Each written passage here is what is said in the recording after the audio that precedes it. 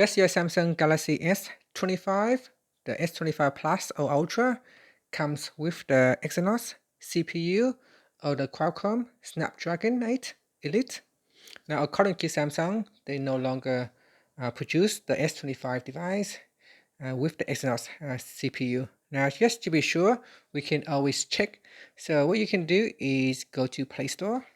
So in Play Store, you want to download an app called CPU-Z and then tap on Open.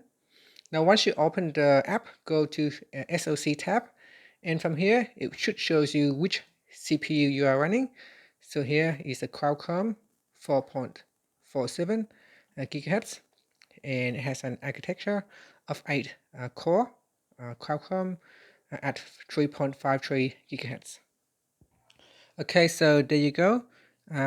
You can now use your latest S25 to play games. The Qualcomm Snapdragon 8 Elite has a much better performance when you are playing game. So Samsung decided to use Qualcomm for several reasons. Number one is to unify user experience, and secondly, it has a superior performance and efficiency. And number three is consumer preferences and market trends. And so yeah, thank you for watching this video. Please like and subscribe to my channel for my videos.